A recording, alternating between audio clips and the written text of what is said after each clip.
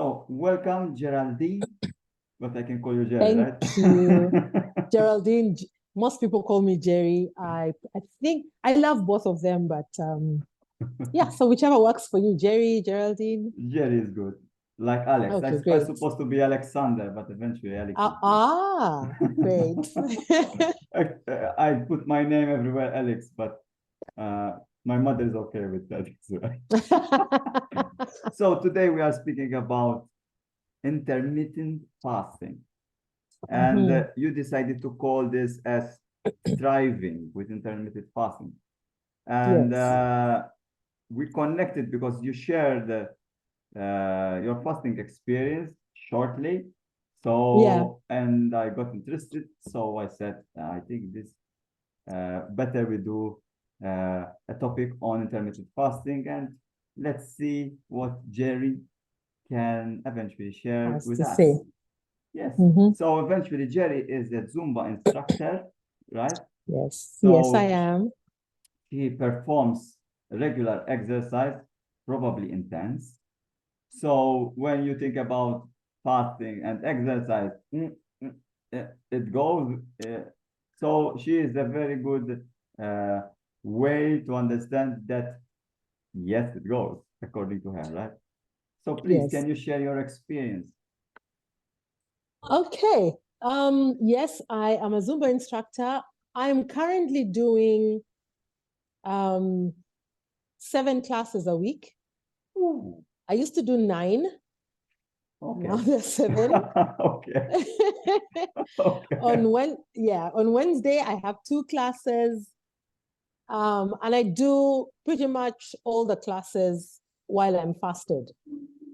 I think because also the exercise is my normal. You know, like if someone wasn't doing exercise, what their normal would be. For me, my normal is with exercise. So when I introduced fasting, a fasting lifestyle, there was never a question of, can I do it while dancing or not?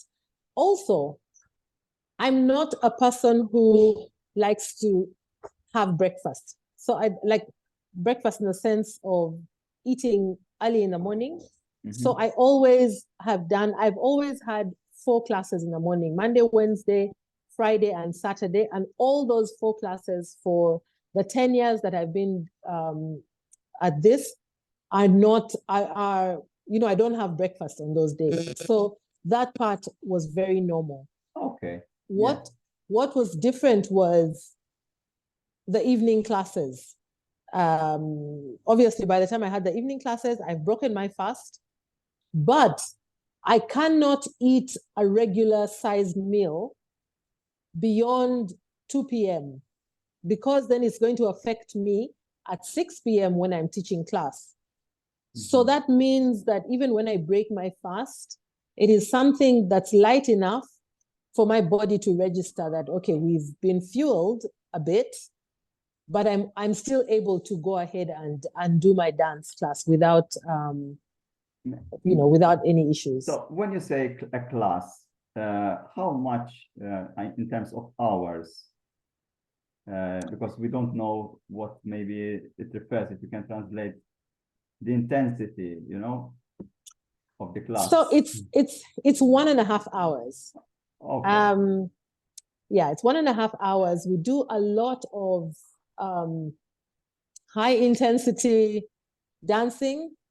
Then we chill a bit. Then we also incorporate strength. So there is a section of the class where we do a lot of planks, a lot of lunges, and we also do maybe 2 or 3 songs with weights, just to try and get all the goodness in of both the cardio and the strength in the same.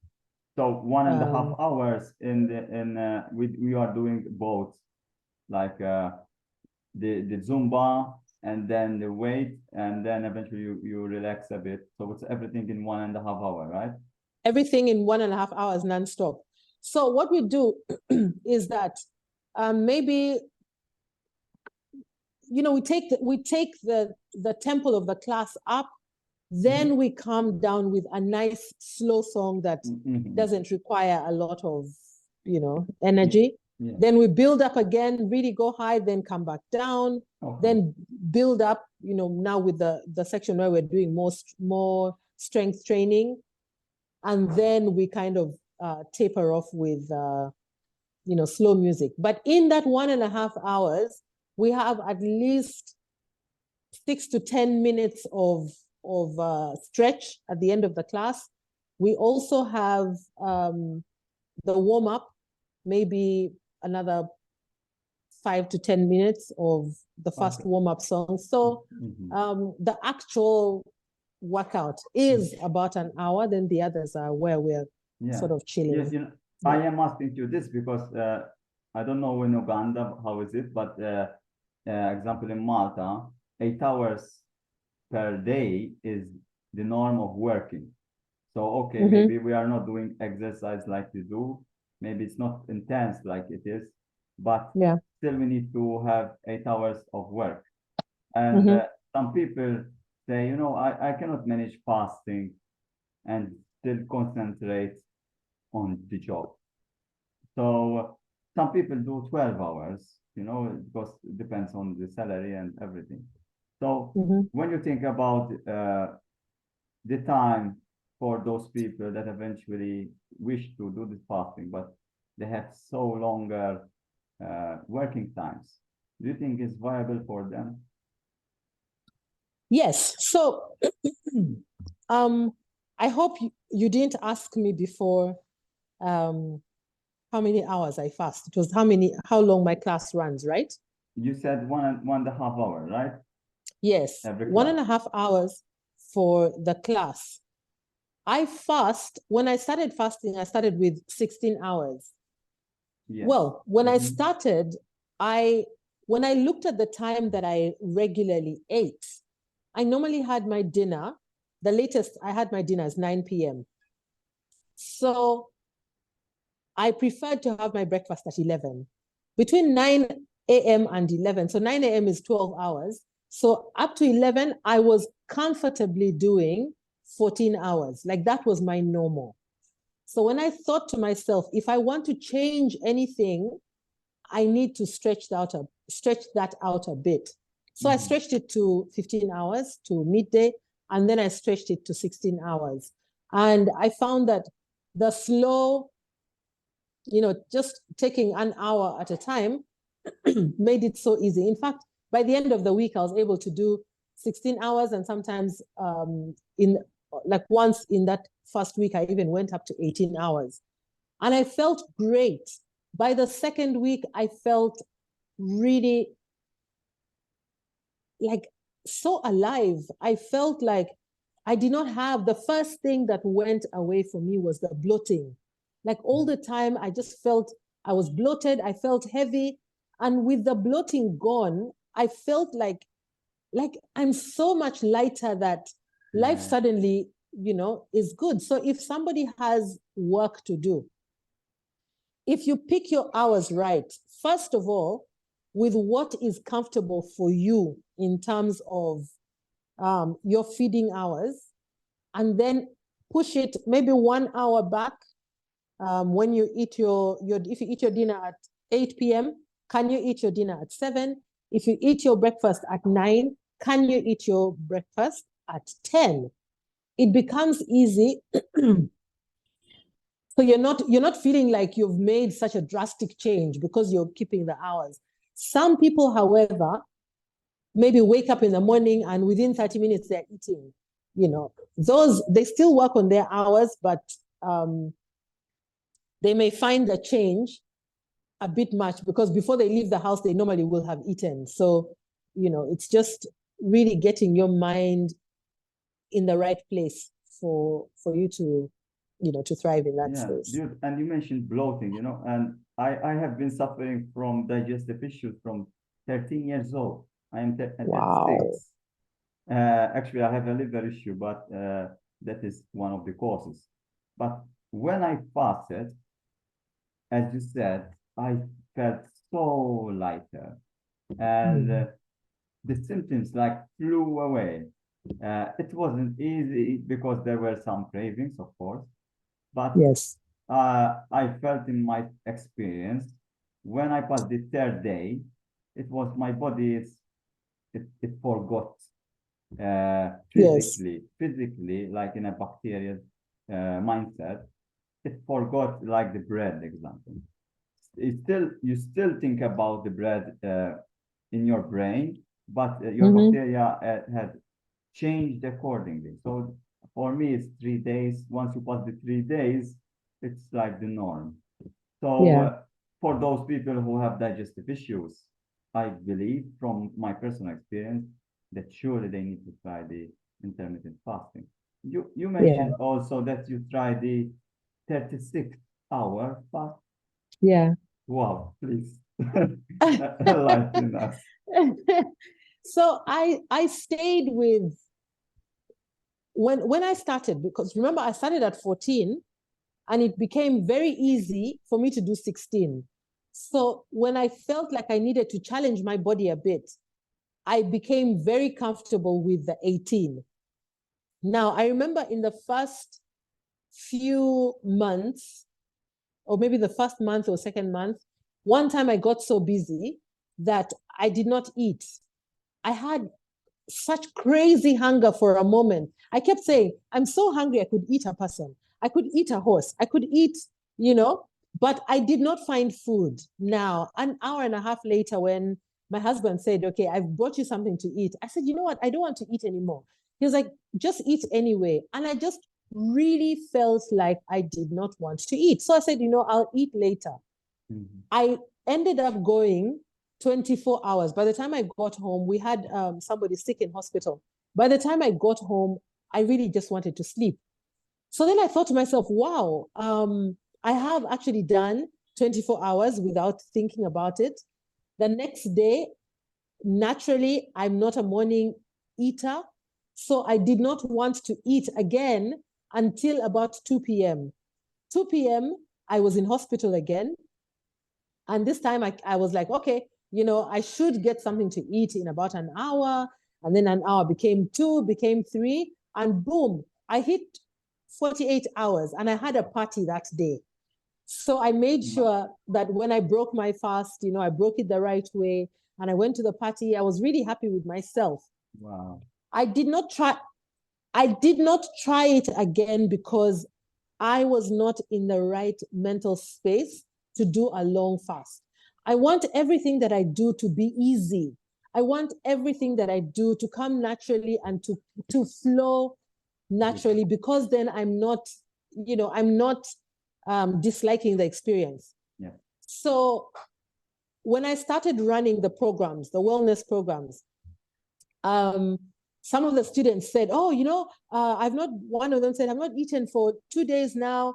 So I monitor what they're doing very, very closely to make sure that, no one is going outside of their comfort zone to a place that's not healthy.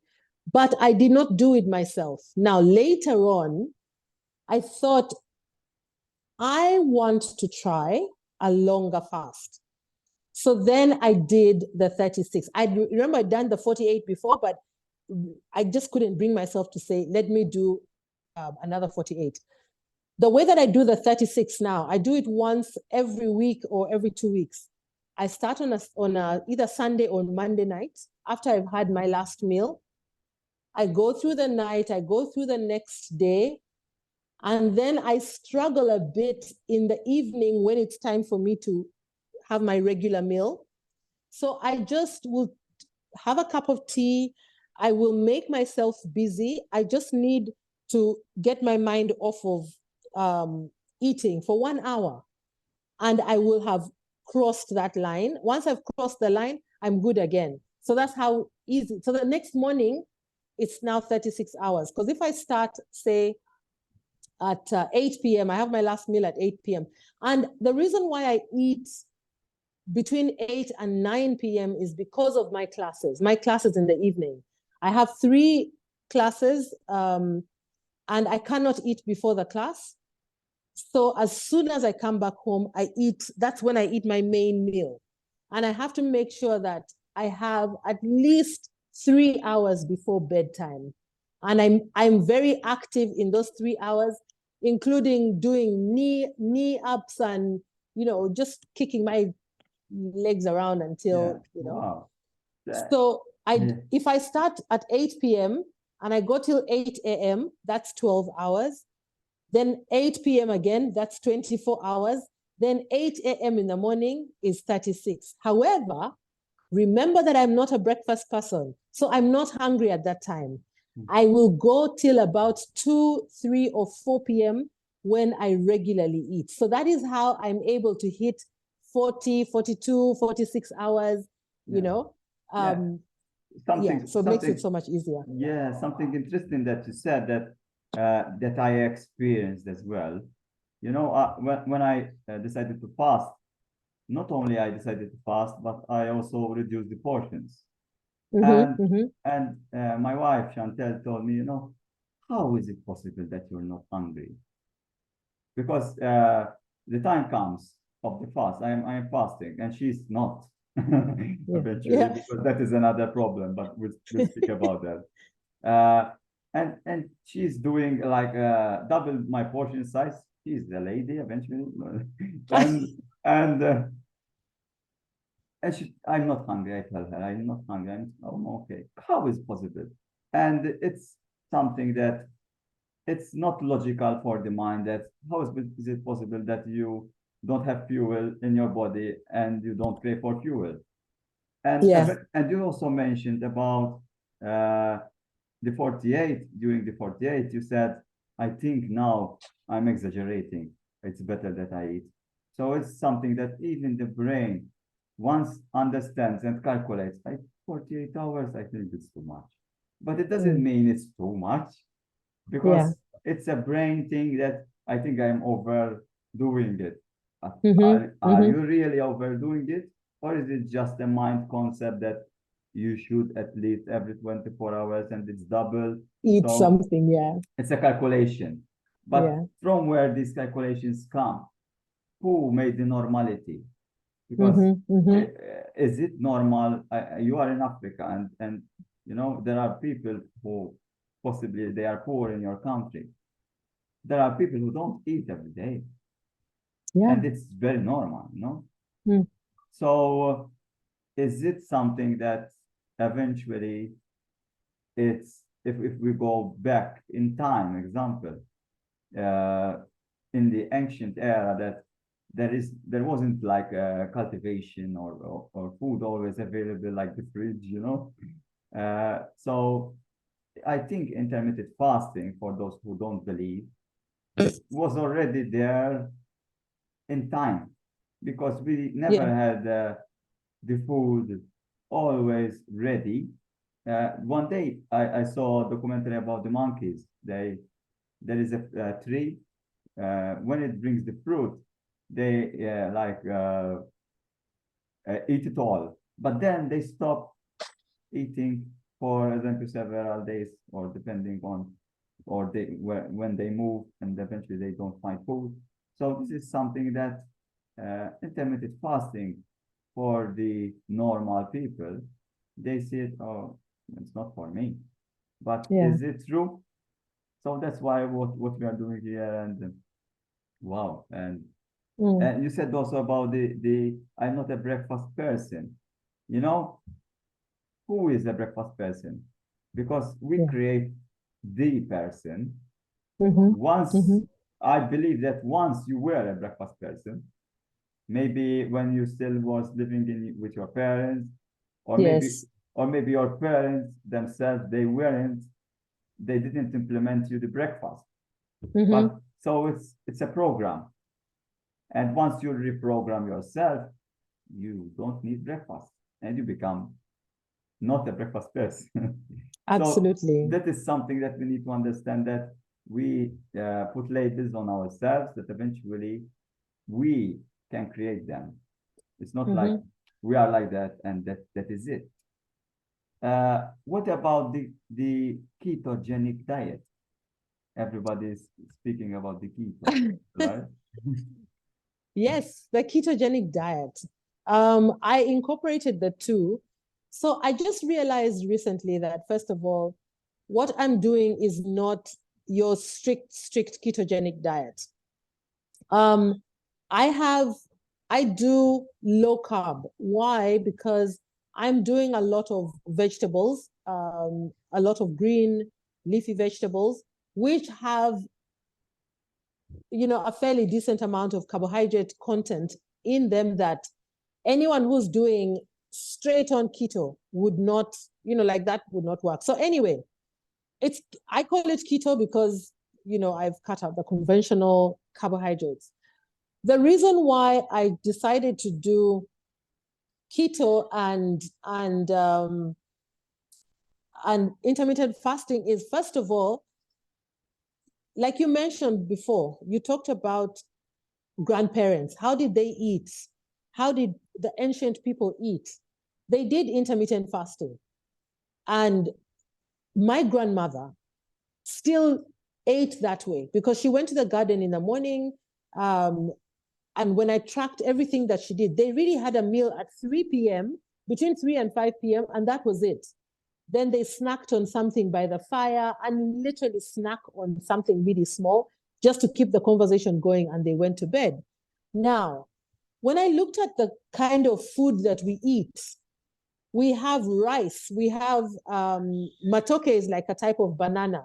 So we have rice, we have bananas, we have maybe like a chapati is like, looks like naan bread. Yeah.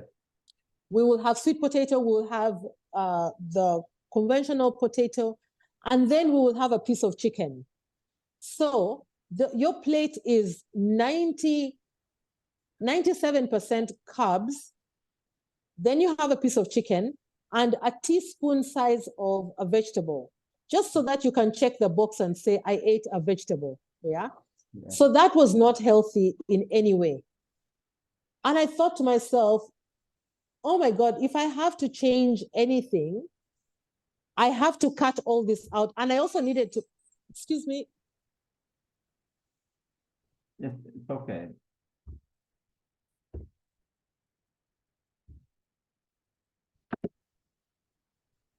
Yeah.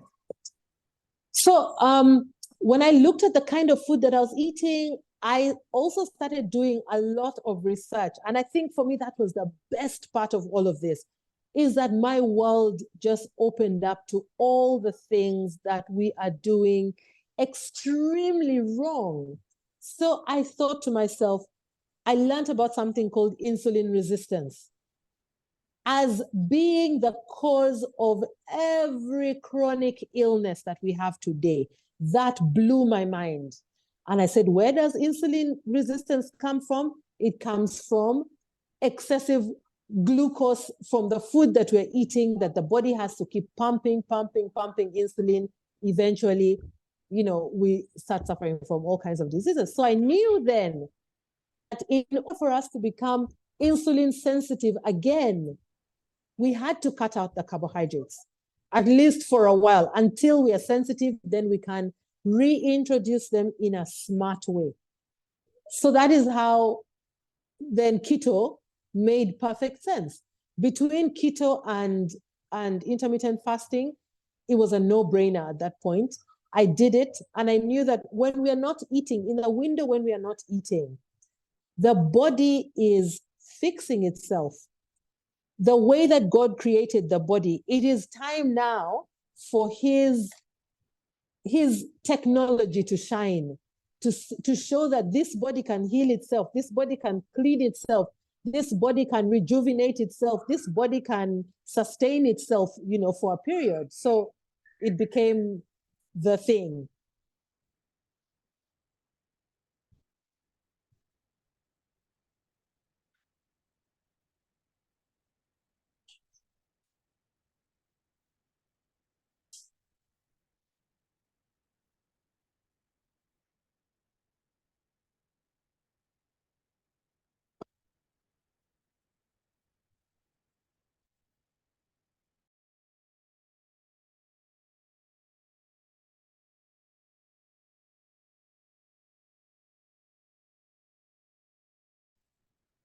Alex, I can't hear you. Sorry. Oh, great, I can hear you. Oh, so eventually here, There are 10 benefits of intermittent fasting, which eventually protect against neurodegenerative diseases, the insulin levels, and that could inhibit human growth hormone, reduce insulin resistance and blood sugar levels, heart disease, so cholesterol, metabolism, of course, fat loss, and even extend the lifespan. So you see how much there is in intermittent fasting, even inflammation and detoxifying, So this is something really beautiful that eventually people are missing that, is it true that intermittent fasting is 100% not good? But what about for those people who do you think that intermittent fasting is not good for them? Example. So based on what I have learned now, first of all, everybody is intermittent fasting. Every single person who lives intermittent fast. If you don't fast, you die. I mean, what I mean is that if you don't go for a certain period without eating any food at all, then your body never rests and the body would not function, it would degenerate. So everybody who sleeps fasts. The question becomes, how long are you fasting? With the different hours, of fasting, maybe are you doing 13, are you doing 15, are you doing 17, 24? They all come with different benefits at different stages. And I need to, oh, somebody just took my laptop. But it has different benefits at different hours, so that if you want to benefit from what that hour has to give, then you have to work towards that hour. Mm-hmm. If you have gut issues, for example, and you really want to dig into your gut issues at some point, when you're comfortable, you push for a 24-hour fast. That it's like the body. So this is my analogy for fasting for anybody who wonders. If you have a gardener, you hire someone to work in your garden and they have a whole day to do it. But when they start working, when you're going to work in the morning, you call them and say, come help me get the children ready for, to get out of the house. So they will leave the garden and come in and help with the kids, then go back. They will work for 1 or 2 hours and you call them in for some other thing. Then they go back and work for a bit. You keep calling them back. They do not give their full attention to the garden. Now, when you decide that, wait, I'm going to let the gardener work until 11 a.m., I will not call him in. So he will say, oh, I have till 11. Let me do all the things that I can in that time to make sure this garden looks good and the garden is healthy. If you decide that one day, because now he's in the routine of, working until 11 before you disturb him, he's doing his bit. He has mowed the lawn. He has dug around the edges of the garden. He's now gone around the trees. He's even laid some little stones and pebbles to make the garden look that much more beautiful. Now, you give him 24 hours and he's bringing other flowers to put in and make your garden really nice. In the same way, every time we eat, we call the gardener, quote unquote, from wherever he is and call him into the house. So we disrupt the gardener from cleaning the body. We disrupt, the enzymes from working in our bodies, because now they have to come and digest food all the time. Mm-hmm. So you're not able to heal, you're not able to clean, because the body has to digest all the time and protect us from the food, the foreign body that we've eaten. Wow. So anyone out there needs some time without eating so that the body can do what it was meant to do. Wow, you are, make me remember, I work 8 hours per day, and our job gives us the opportunity of a break every 2 hours. So I begin at 6, there is 8, 10, 12, and then I go at 2. So when the factory gives me the opportunity to have a break, what we do? We eat. So it's always this, okay, we take an apple, we take an orange, whatever, we take some nuts. Well, it's not something a big deal, but still you are incorporating a consistency, which eventually we are not learning to fast. Yes. And the body is always in digestive mode. And of course, digestion takes energy. And you think that putting fuel in your body is going to give you energy, but it's not right. If you go with rest and digest, actually you need to rest. It's the same theory that when you eat, you don't go and swim, right? Because because you need to rest and then go. So this is something that's next,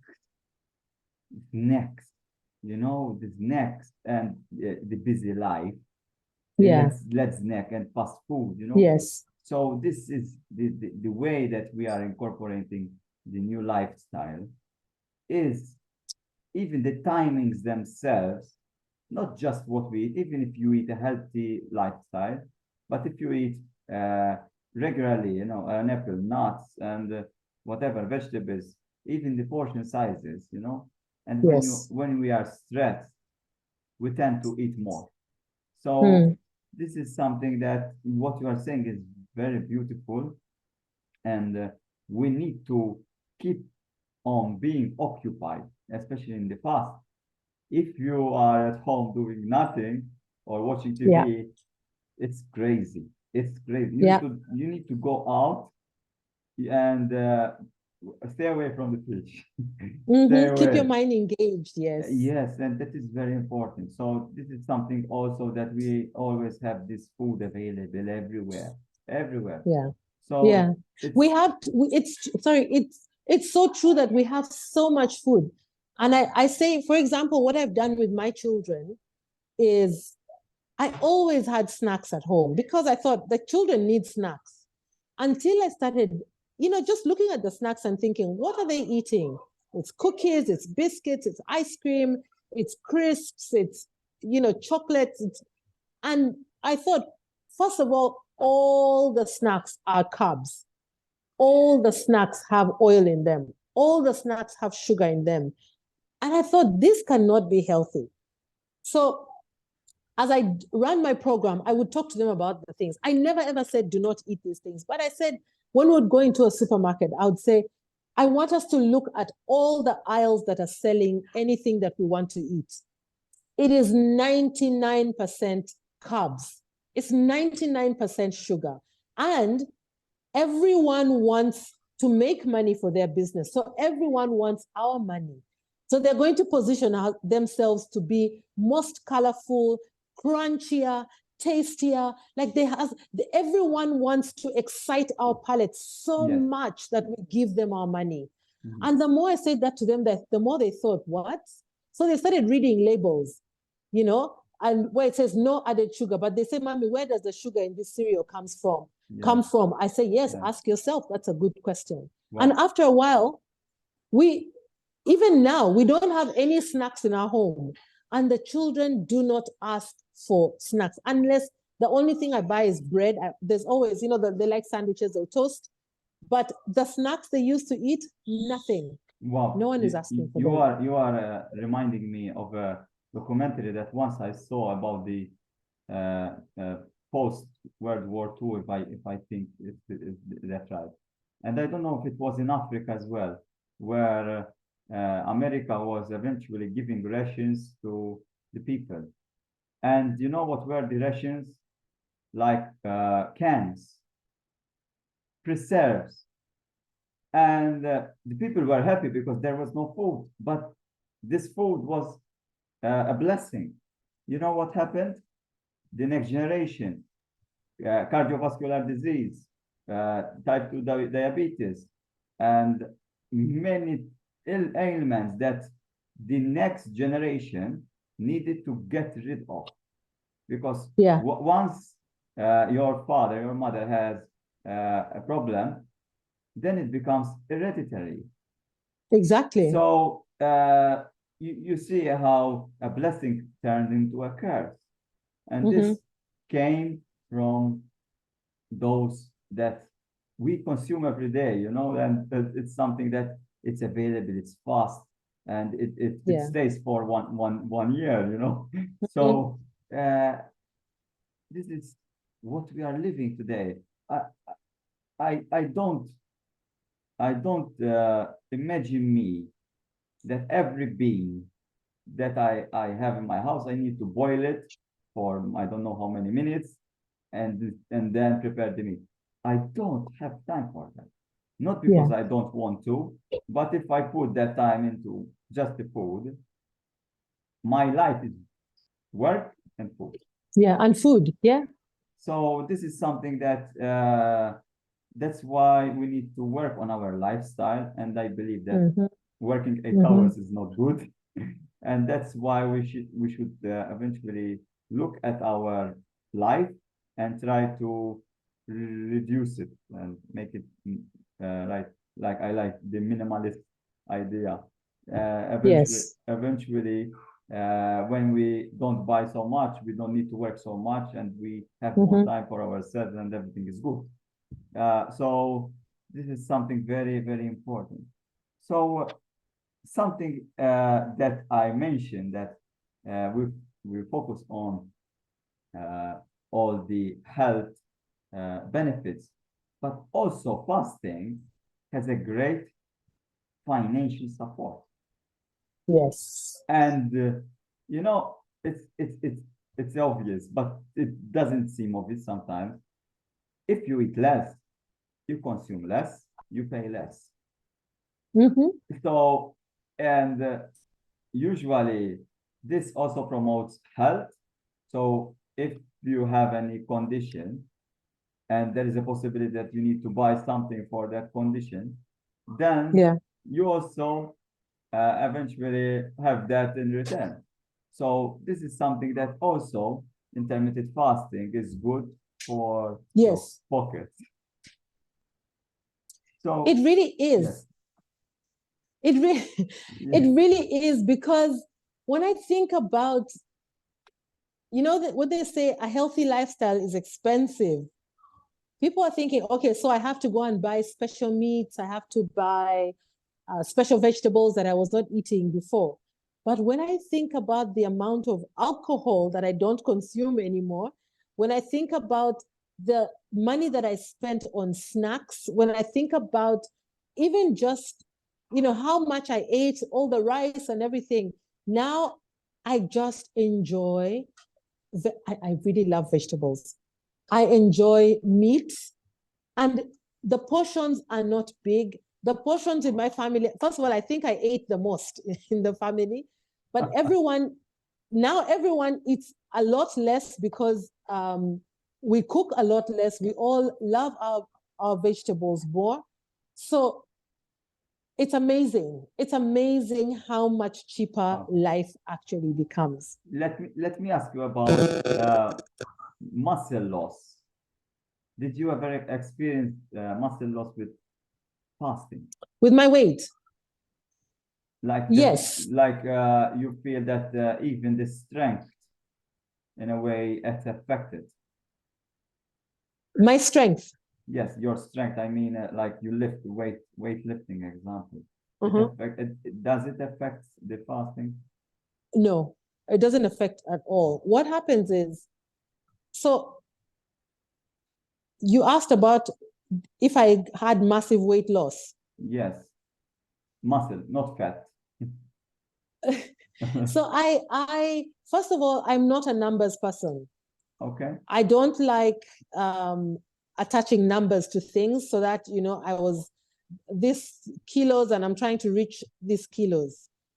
All I know is that before I had my children, the highest I was 64 kilos. And by the time I decided to do the intermittent fasting, I was 86 kilos. Now, when I tried to work when I really got it, you know, I first did intermittent fasting for 6 months and nothing happened. I felt, you know, the bloating was gone and I felt great, but I did not lose any weight to speak of. I didn't change a single piece of clothing. Everything was the same until I went back to the drawing board and said, what am I missing? Because I don't want to do anything else. Then I figured out that it was what I was eating, how I was eating it.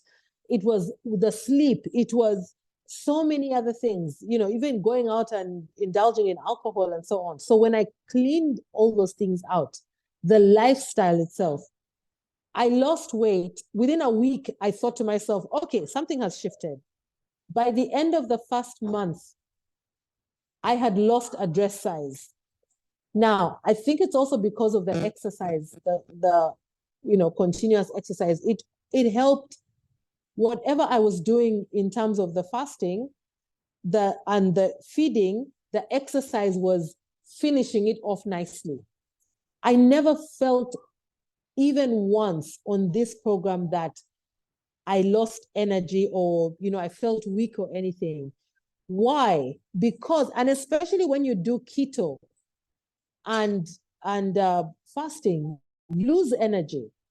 But people lose energy because what you are, the essential resources, the nutrients and vitamins and so on that we are not eating anymore, or we're not getting from the carbs we used to eat, we are not replacing them when we are fasting or when we are doing keto. And that is where weakness comes from. Something like potassium is so critical to the function of every cell in our body. So if you don't have potassium because you are getting most of your potassium from the carbohydrates that you are eating, or the other food that you are eating, or the food that you are eating, breakfast, snack, lunch, snack, tea in the evening, then snack, then dinner. If you remove most of those meals, that means you don't have the nutrients. So we do a lot of supplementation of those vital nutrients. If you have those, then you don't struggle. Wow. And I was going to mention about nutrition deficiencies. Yes. Yeah. And yes, supplementation for me is a must. And you know, I supplement with omegas every day. I supplement with a multivitamin every day, multimineral every day, and I Yeah. supplement with polyphenols every day. So this is Yeah. something that eventually you need to understand. If you are going to fast, then you need also to help yourself, support yourself with supplementation. So of course, it varies depending on your lifestyle, on your condition. It's best to speak also to your doctor, whatever. So it's something that eventually supplementation needs to be there at any level. So that is important. What is very interesting is this, that there was an article, I don't remember where I read it, and sometimes, especially for those people who are very overweight, they have some kind of pathogens or toxic chemicals that bind with the fat, and they are there waiting. And once this fat release in the blood, so they can be excreted whenever it goes, some people get sick. There are people who even got cancer for eventually fast, not fast, but reducing weight, losing weight. Eventually, because of these toxins build up that they have in their body, and it was like a box closed and it was open and released in the blood. So these are certain things that like when you do a detox example, everybody mentioned the detox. Let's do this, you know, and you are excited, but when you do it, you will not become excited anymore because you will feel the symptoms of the detox. If you don't feel them, then you're not doing it well. It's like when you train weightlifting and you don't feel the cramps, if you don't feel certain muscle feelings, then eventually you're not doing it right.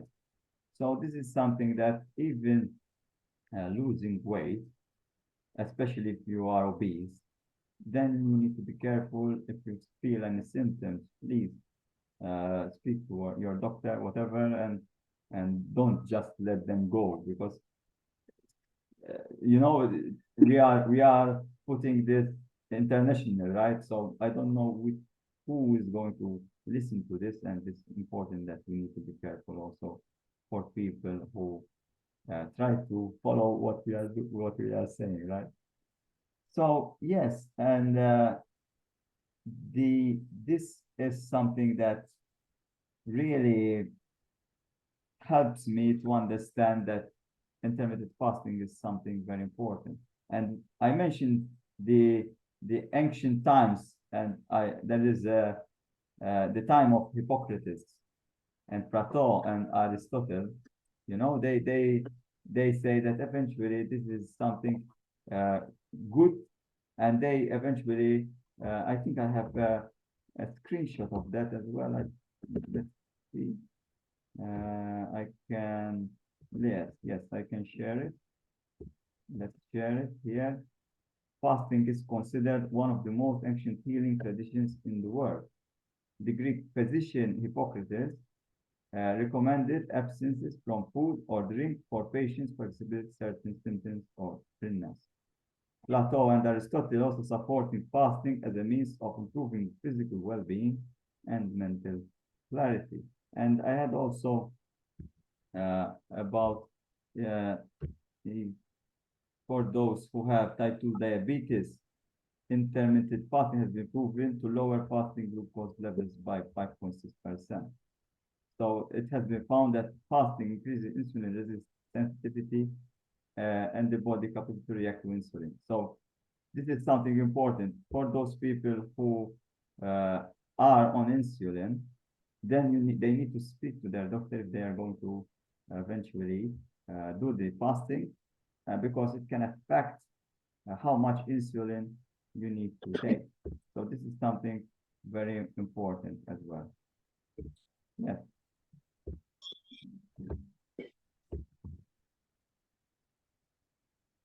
What about example in spirituality, in religions? You know, there is always this, you know, whatever religion you go.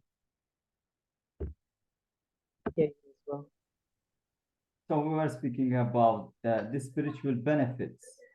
So if we go on the spiritual benefits, most major religions practice intermittent fasting as a way for believers to strengthen their connection with God. Outsiders may see these customs as unusual and unnecessary, but in fact, fasting has a number of benefits which we have eventually spoke about for both the body and the soul.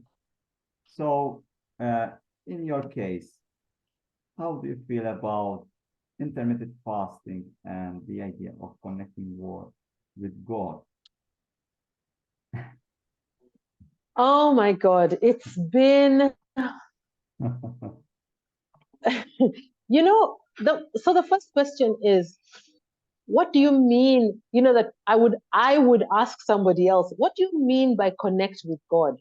Mhm. Because it has never been like one thing to say, today I connected with God and I was able to understand XYZ or ask this question and get an answer. But it is everyday life. First of all, you know, you can only understand what the lack of mental clarity is when you finally have the clarity. Then you will know that what you had before was mental fog. So that clears with fasting. That means that when the fog has cleared, you are able to perceive clearer what God wants of you. And it could be God. I like to say my higher self. I mean, I am just a fragment of source. So my higher self is also my God self.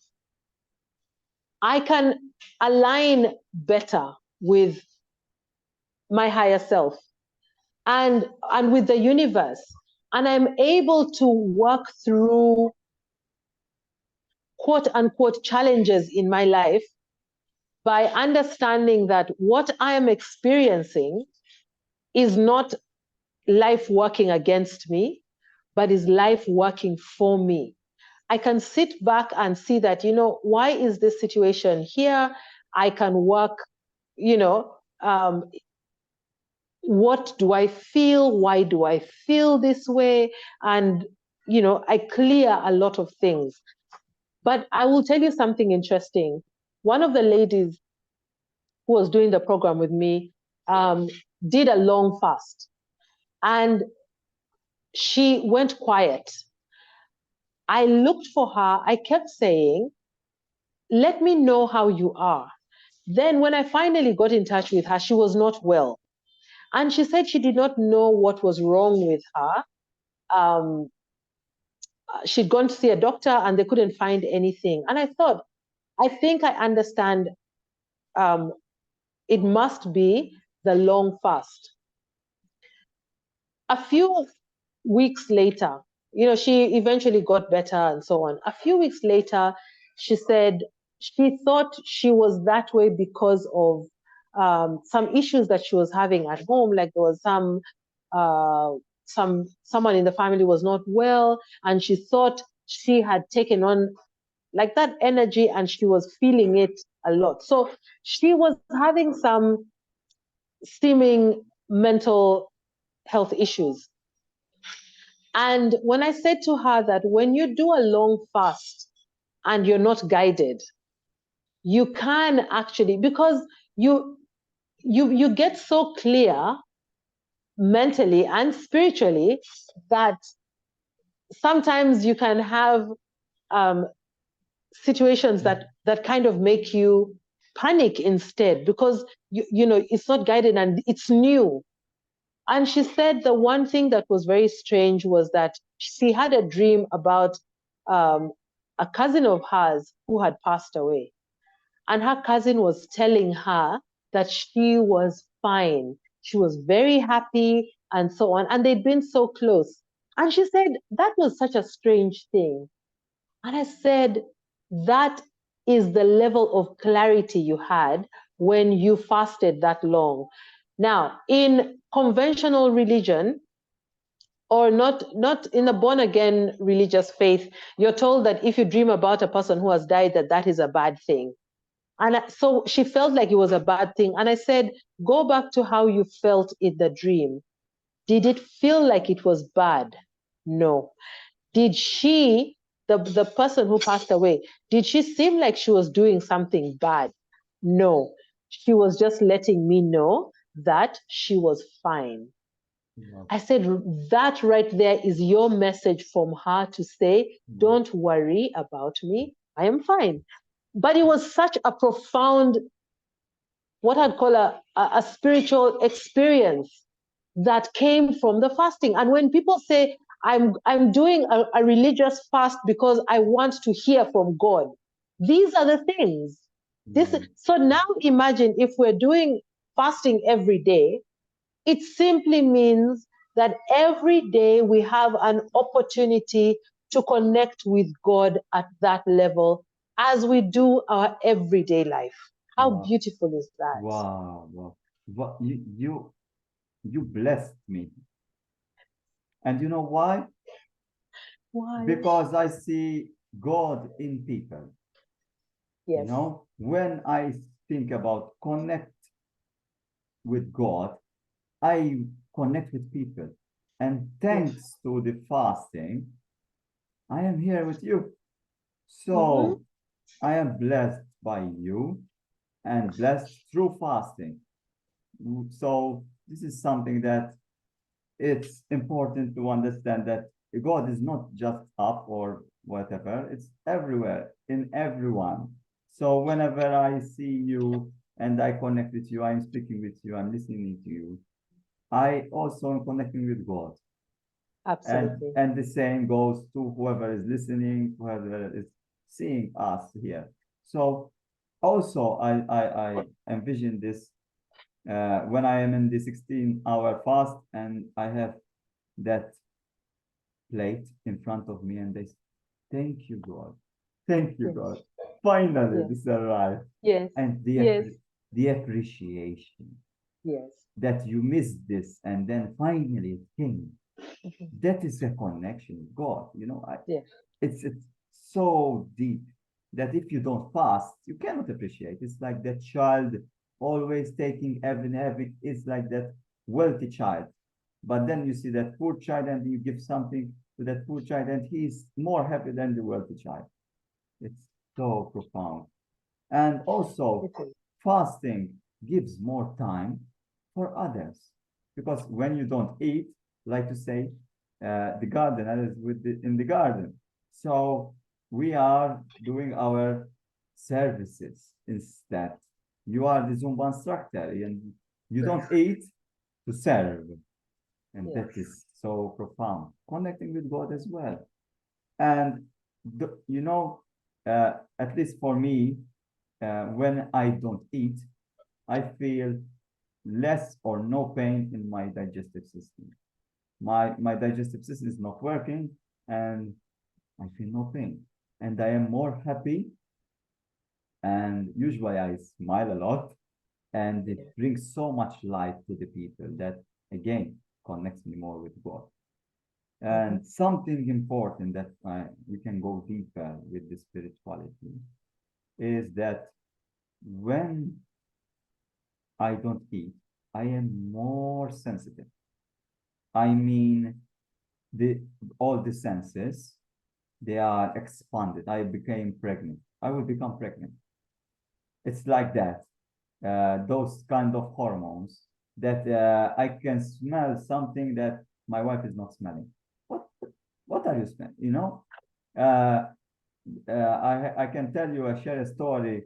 Last time we went for a break and we needed to go inside the restaurant. And this restaurant said the only place inside for the air conditioning was in the bar area. And you know, I said, okay, no problem. And we went there and the smell of alcohol was so big. I was like eating it from my nose. And my wife said, I'm not I'm not smelling nothing. No, how is it possible? And this is something that the sensitivity is not just about physical, but even emotional. So even the empathetic feelings, you know, I feel more for you, for the others. And this is something that increase observation, whether it's visually there or even if you are writing something. So if you are an artist or a writer and you want to inspire yourself, I suggest you fast because it really helps you go within. Yeah, Deeper. beautiful, beautiful. Yes, Wow. it does. Beautiful. So, just to end this, and I don't want to end it, but I really love I know. this. But I want to end this with tips. Do you have any tips like to while the people are fasting? What would you suggest in your case from your personal experience? Okay, I do have some tips. Number one is give yourself grace. Give yourself the grace to understand that you have made a decision to do better for yourself. But you are reprogramming a mind that has been living a certain way for too long, that when you feel like you have fallen off, it is perfectly okay. Just get back on. Don't dwell on, oh, you know, I did it, I failed, or whatever. Just get back on. That's number one. Number two, to take it one step at a time. If this is going to become a lifestyle for the rest of your existence, there is no rush. There's no rush to get to, we're not trying to get anywhere. This is it, you know? So take a step at a time and enjoy that step that you're in. Don't try and enjoy tomorrow's step today. Just focus on today's step alone and make the best of it. So the third one is listen to your body. If there's anything that this lifestyle has taught me, is to build a communication with my body, to open the existing communication channels with my body. When the body says, today I want cabbage, give the body cabbage. Don't say, oh, I've been craving meat, but I have chicken in the fridge. Your body is asking you for probably beef because it needs the iron in the beef.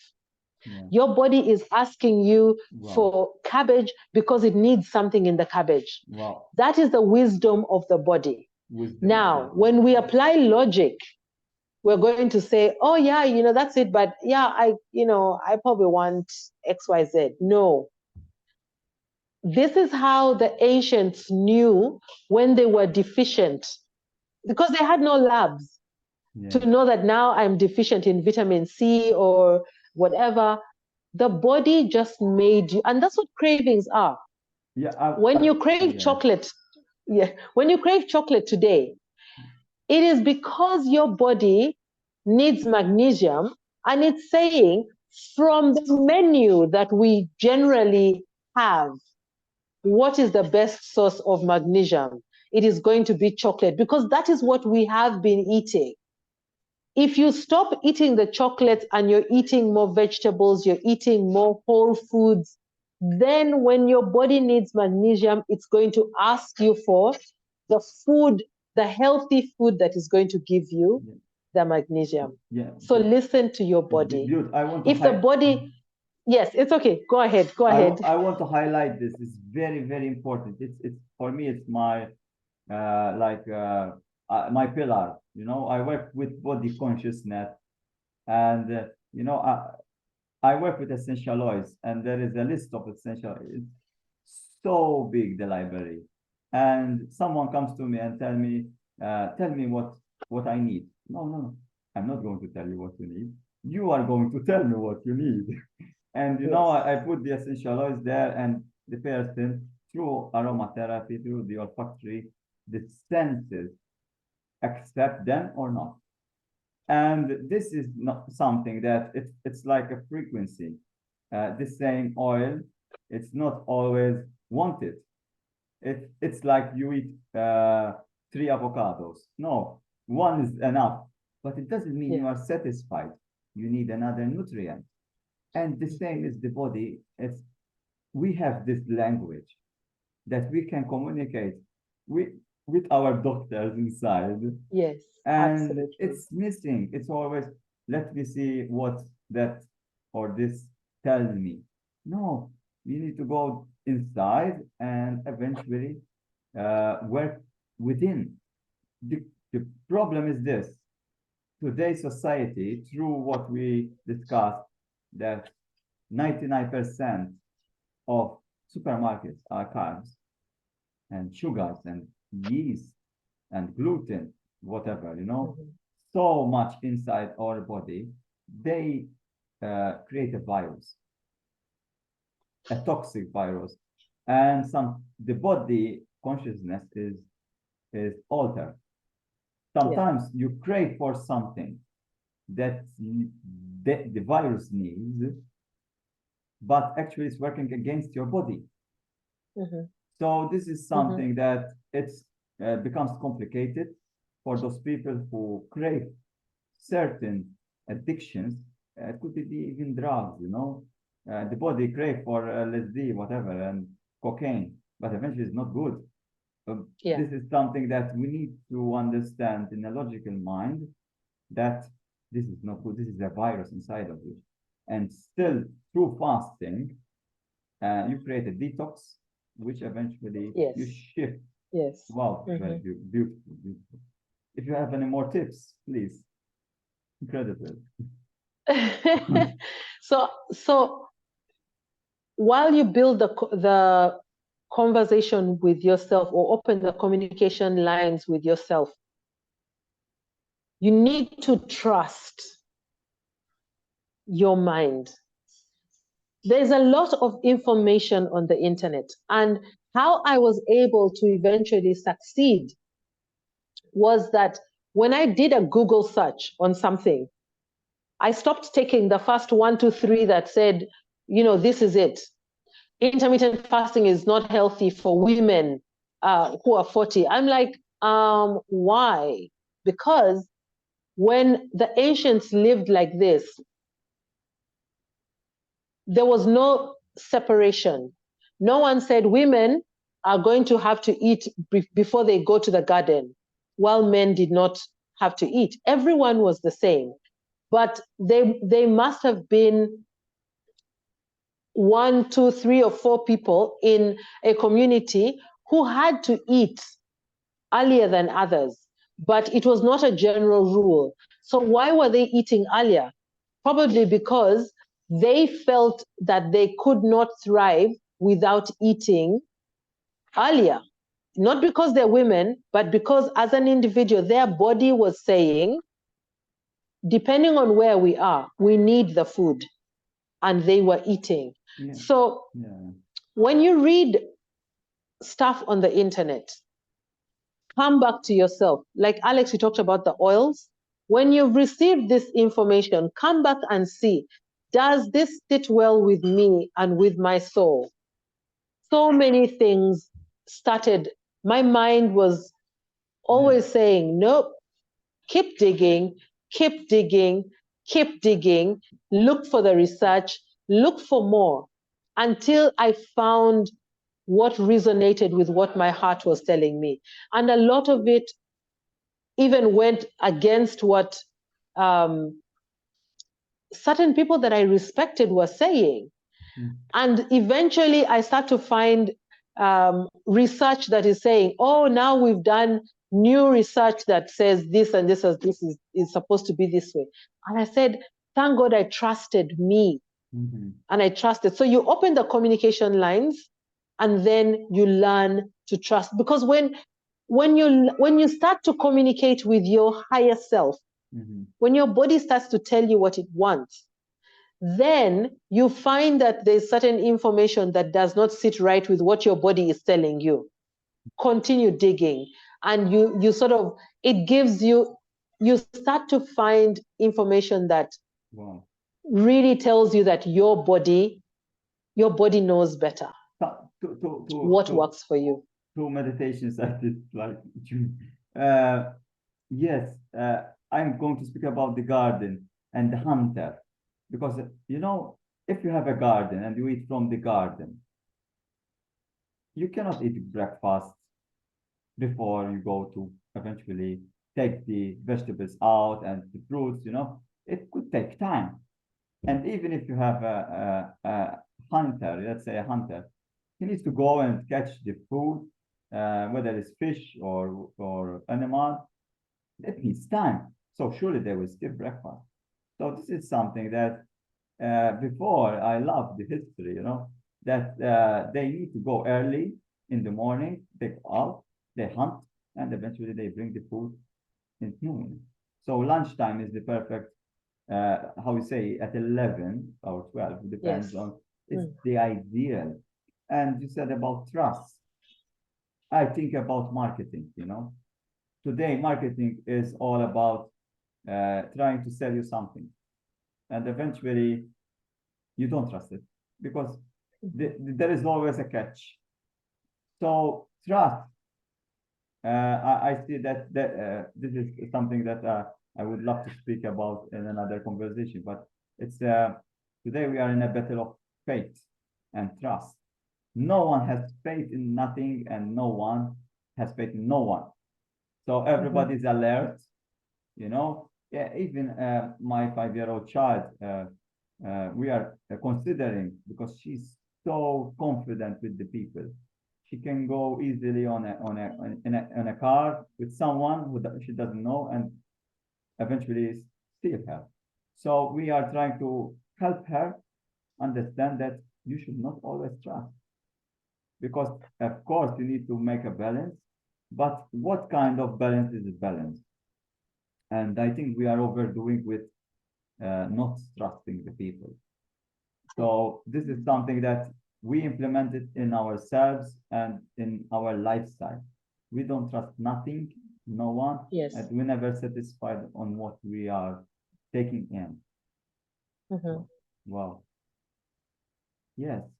And Yeah, yet, that's so true. So, yeah, sorry, I was going to say, I think that those are, for me, if I had to list 4 things that are very critical for this journey, and once you do those 4, then others, other things start to fall in place. So give yourself grace.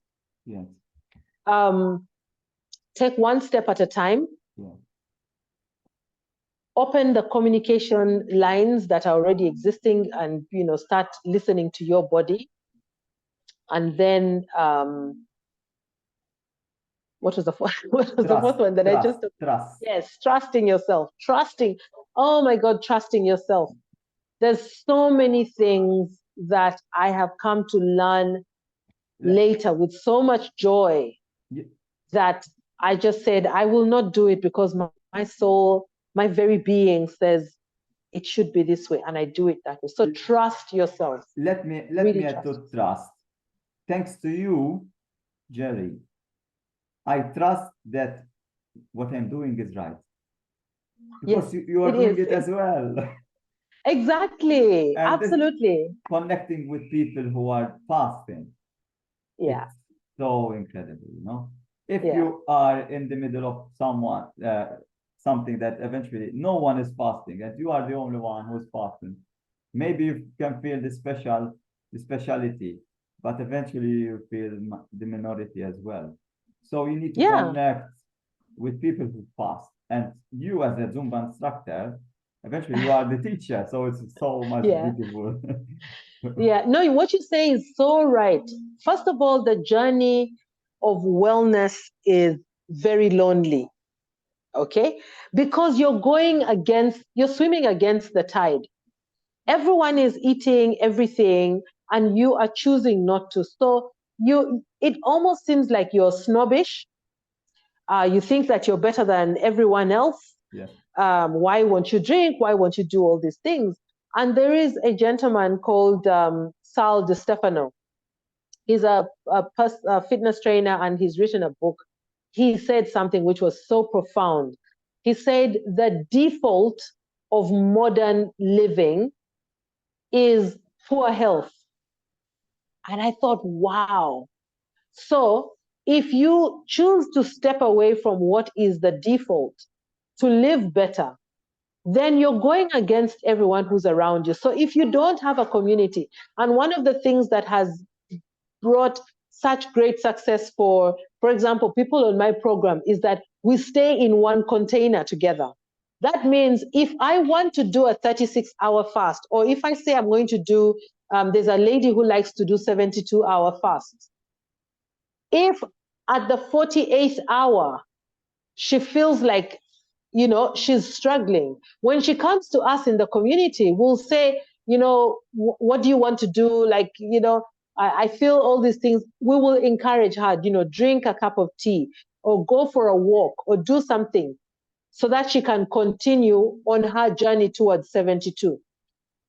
Anyone else will say, I don't know why you're starving yourself. Go and eat. Yeah. Now, when she gets to a point and she says, you know what, because we give a lot of grace, when she says, you know what, let me stop now, I will try again another day.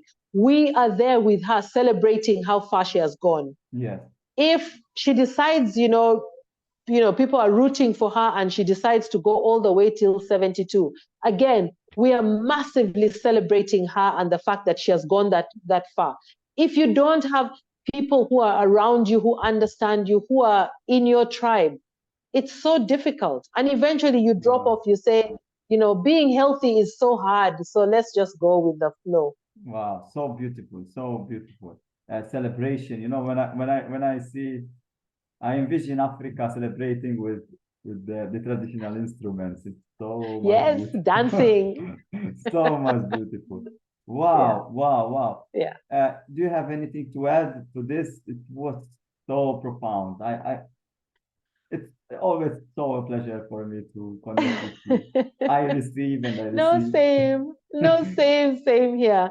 I Ah, think I just want to tell people that the world is changing.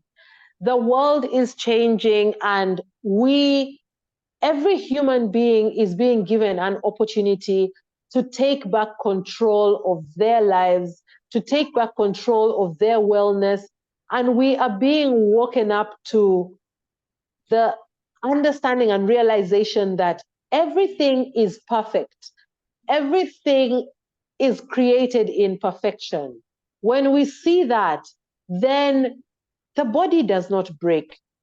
That's why you can have, I mean, Alex, you are a perfect example. You have had issues with your intestines since you were 13. How long did it take for you to find a sweet spot of no problems? The body is constantly just holding on and waiting for us to make a small adjustment, and then it's perfection again. yeah. So we're all now waking up to that realization. And for everybody, I'm telling you, for everybody, it's coming in so many different ways. Like, oh my God, I just realized I don't like this food, or I just realized I don't like.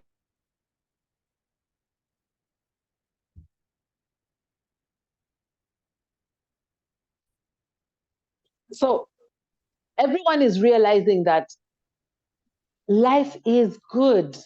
And when we continue in that frequency, in that energy of life is actually beautiful, then we start to unlock more codes to live a better life, to just embrace everything that this world has to offer to us. Wow.